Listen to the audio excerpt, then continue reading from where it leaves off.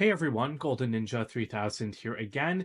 Today I'm reviewing LEGO Marvel Infinity Saga set number 76278, Rocket's Warbird versus Ronan.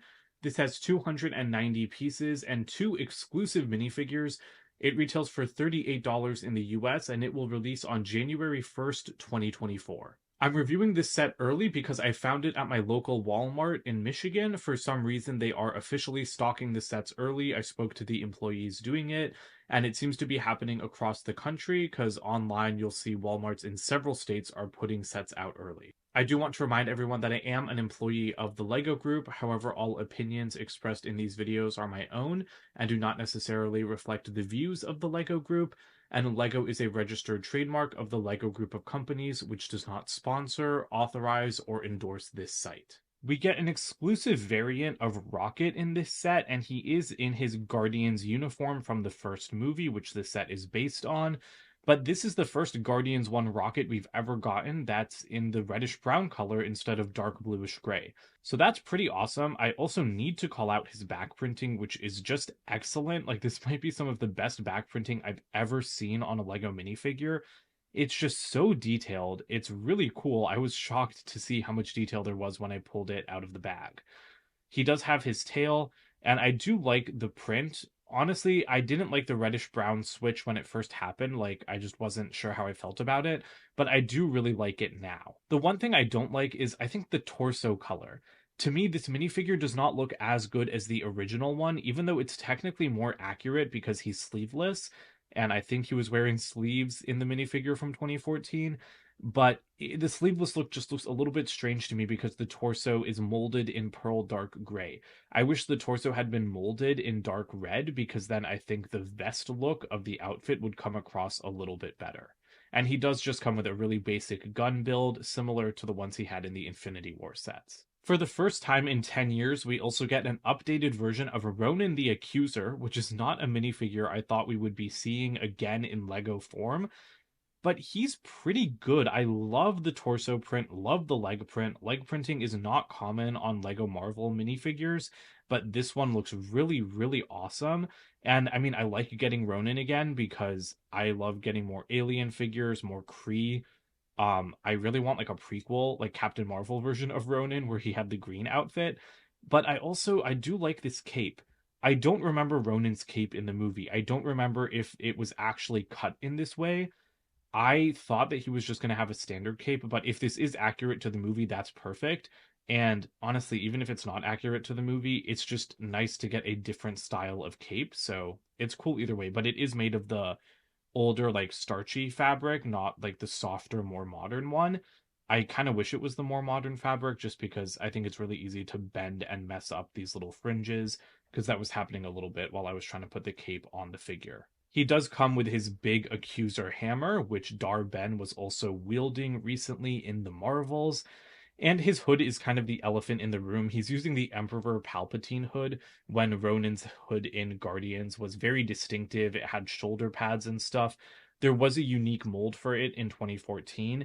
I get that that mold isn't in production anymore, so I didn't expect a brand new mold to be made for this figure again, but it would have been awesome because this hood is kind of inaccurate and the old one definitely looked better. He does get an alternate face though, which is a little bit less angry, and now you can see his back printing, which again is super detailed.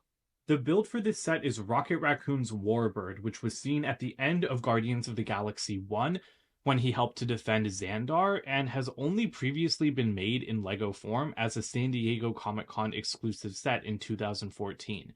So it's great to finally get one, at retail. It's also really nice to have one of these classic Ravager ships on the market again, because the Benatar was a very different shape, and then we haven't seen a Milano in a set since 2017. So I really like getting the classic, like, bird style Ravager ship again. And this set is way more detailed than I expected. Honestly, it's like the War Machine mech armor set, which I just reviewed, and I said that that was one of the best Marvel sets maybe ever. This one is not one of my favorite Marvel sets ever, but in both cases, they're sets made for, 6 and 8 year olds that are much more detailed than I thought, because I guess I just didn't spend enough time looking at the pictures. So the build process for this was really interesting because you kind of build like the flat wings and then you build the cockpit section on its own and then just put it up and then you just kind of add the cannons and like the lasers. So really interesting build to me. I think that this is a really good toy. It has a lot of weight to it. It is pretty nicely detailed. Like I really, really love these angled plates fitting into each other, and especially the front of the nose here. You can just see how bulky and built up it is. So you could honestly grab it from here as well. I think the best place to grab it from is kind of just right underneath and then fly it around. Yeah, because it's kind of hard to grab it from anywhere else. But I mean, it's just it's a good thing to play around with. As long as, as long as a kid can hold it and then fly it around, I think that it's a success. It is bigger than I thought. I think some people looked at this and thought it should be a $20 set. I don't agree with that. It is pretty sizable. I think it's comparable in size to the 2017 Milano set. So I will be doing a comparison with them. But as for the details on this set, instead of just talking about like the general shape, you do have cannons with spring-loaded missiles up here. I love spring-loaded missiles. I was just talking recently in a review about how I wish we saw more spring-loaded missiles and classic stud shooters rather than like the newer style of stud shooter. So I'm really glad to see spring-loaded missiles here. But just like a really built up cannon bay, for something like this, like that little BB-9E head from Star Wars, the little engines at the back. It's just a nice amount of detail. In the cockpit, you can see that it is super deep and you do have a singular control panel. So you can just take Rocket's gun and kind of throw it at the back. There's no clip for it, but it just fits in there perfectly.